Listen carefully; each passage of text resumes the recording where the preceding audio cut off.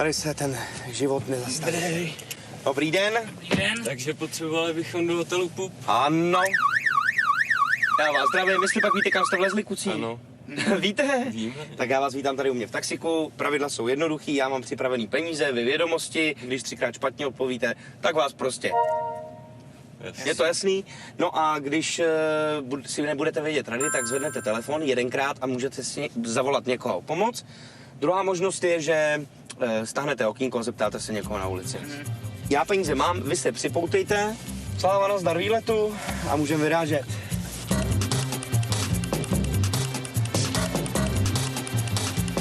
První otázka za 500. Jestli byste věděli, co je to skanzen? No, historická vesnice, remake, jakoby starý vesnice, muzeum takový. S tím se dá souhlasit, ano. V roce 74 vznikla organizace, která se zabývá ochranou životního prostředí a přírody vůbec. No a jmenuje se podle jednoho pravěkého býložravce. Můžete telefonovat, anebo jeden život ztratit a prostě posvištíme dál. Asi posvištíme dál. Tak asi jo, no. Posvištíme dál. Či hnutí Brontosaurus. Tak další otázka za 500. Jak se jmenuje město, které v minulém století neslo jméno Gottwaldov? To je Zlín. Ano. Kolik karátů má ryzí zlato? 24. 4, no. Není to 14? Není. 4 je lepší, ne? Je to lepší? Jo. Ano. Jak se jmenují skály, které lemují to Labe od Děčína až po Hřensko, to znamená vlastně po státní hranici? Už volám. Komu voláme? Voláme Honzovi Drápalovi, učitelovi. Učitelovi. No To jasně. je dobrý nápad. Tady Petraškovec, ale potřeboval bych vědět, jak se jmenují skály, které lemují Labe od Děčína po Hřensko. Jakýže? Labské pískovce. Tak jo, tak ho pozdravujte. Tak díky moc, jsem v taxíku, jo. Tak díky, čau. Výborně, to je šikovný učitel. Co učí? Zeměpis. Jo. Jsou to labské pískovce. 2000. Nešel bys to? Ne, vůbec. Kluci, co děláte? Takhle normálně, když nejezdíte taxíkem po Já opravuju Varech. kina. Fakt? No, jako jasně. promítačky? No jasně, tady jsme na festivale a zajišťujeme technickou podporu a tak. To je dobrý. No já tu teď taky takhle pomáhám promítat a jinak dělám ve skladu. Přímo vidíte to? Jsou takový bratři Limierové v Čechách. Jan Neruda přivezl do Čech z Paříže první román Žila Verna. Bylo to v roce 1863 a já bych chtěl vědět, který román Žila Verna to byl. Psal tolik. Ty nedáme.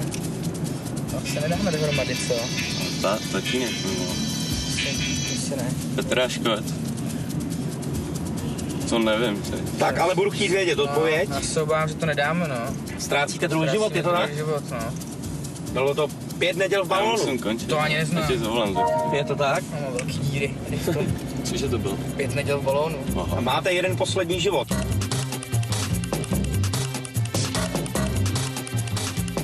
Ve kterém národním parku se nachází Černé jezero v Čechách? Černé jezero na Šumavě. Je to správná odpověď. Další 1000.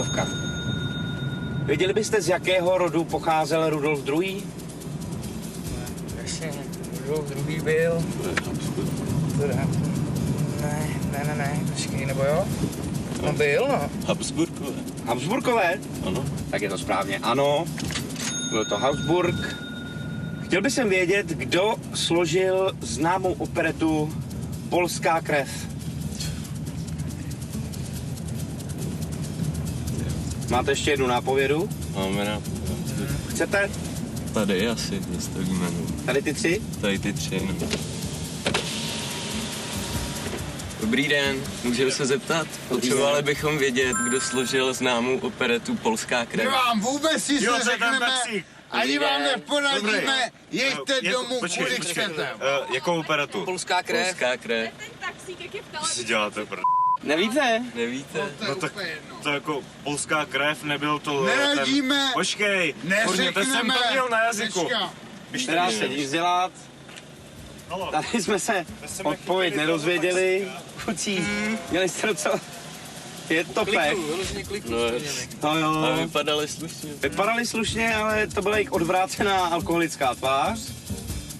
My ty zkrátka musíme odpovědět. Ano. To vůbec ne.